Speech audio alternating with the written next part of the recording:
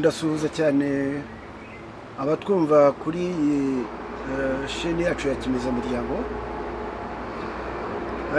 Ubushize twatangije ikiganiro kirambuye kuri Ndinde, kikaba iki kiganiro ari icya kabiri mu biganiro tuzagira. Uyu munsi nifuza ko twakongera kugerageza kwimbika kuri iki kibazo cy'ingenzi kireba buri muntu wese utuye iyi si akwiye kuba yakibaza. Ni ukubera iki? Ni ukubera ko umuntu wese ujya guhinga agomba kubegera umurima, agomba kugira icyo bita intangiriro, agashaka uburyo atangira umurima neza kugira ngo isuri n'ibindi byonnyi bitazamwangiriza umurima. Iyo umuntu agiye kubaka inzu ashaka ikibanza, akabanza agasiza, agatunganya, agashaka mbese urufatiro ari rwo bita fondasiyo y'amabuye ikomeye kugira ngo inzu izabona ihagarara. Agacukura imisingi, akagera ikuzimu, agatabamwo amabuye akomeye, akayazamura kugera hejuru, akaba ari yazafata inzu. Natwe mu buzima bwacu dukeneye ifatizo, dukeneye aho ubuzima bwacu bugomba gushingira. Ubuzima bwacu bumeze nk'amazi. Amazi uko yagize niko akumerera. Iyo wanduje amazi, ibara uyahaye afata ibara uyahaye. Amazi arumvira cyane.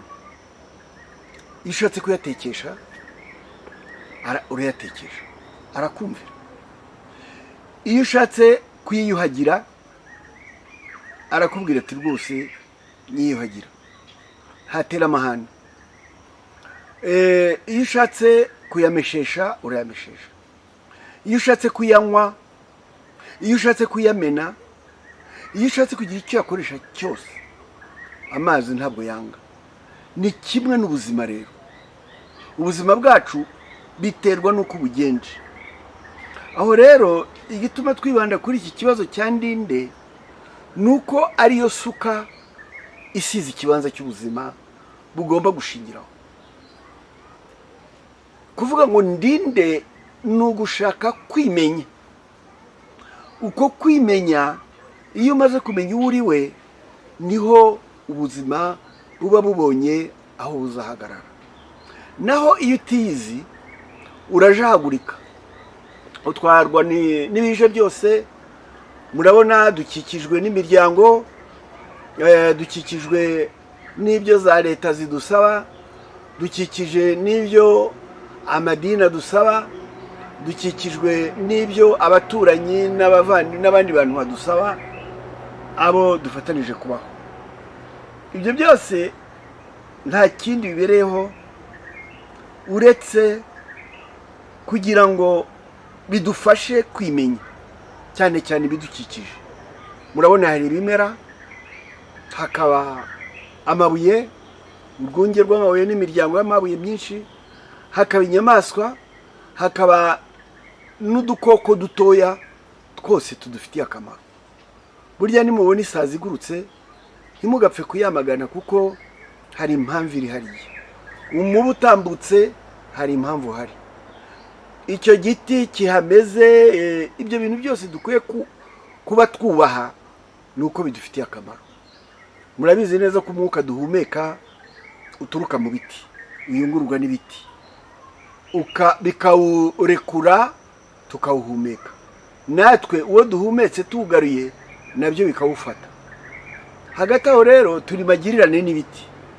Gusa ikijyanye no kubaka ubuzima ntabwo bireba ibiti, ntabwo bireba ibidukikije, ntabwo bireba umwuka, ntabwo bireka ibisimba, ntabwo bireba udusimba, ntabwo bireba ubutaka, ntabwo bireba ikirere, ntabwo bireba ibicu, ntabwo bireba ikindi. Bireba wowe cyangwa jyewe cyangwa uriya ku giti cye. Niyo mpamvu kwimenya ari ingenzi. Kwimenya rero ntabwo ari ibintu by'umukino ngo wibaje ikibazo ngo ndimenya, ngo urajya kumva wumve wenda mu ijuru baragushubije, abizera ngo ijuru, ngo wenda papa cyangwa mama bazakubwira bati mwana wacu iyi nibi, abavandimwe se, inshuti. Oya, ni wowe ubwawe. Iki gisubizo rero kiza gite?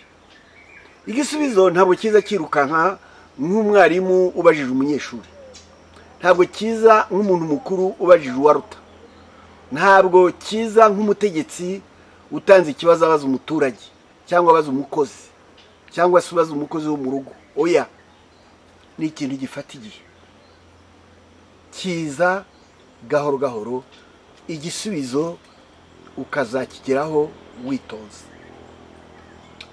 Abantu tuzi bakurikiranye mbese bafata ko ubuzima bwabo ari ubw'agaciro, bagakurikirana cyane icyo kintu cyo kumenya bari bo, abo tuzi b'intwari ntabwo bagiye hasi y'imyaka 20 kugira ngo bashe kwisubiza kira kibazo. Nicyo gituma tubabwira ko dukora ibiganiro kugira ngo dufashe ababihagurukiye, abafashe igihe cyabo, abataye ibyo bakoraga bakiyegurira ibi bintu bigana mbese mu buryo bw'umwuka, mu buryo bw'imibereho itari y'umubiri cyangwa se atari imibereho ifatika, ibyo bita spirituality.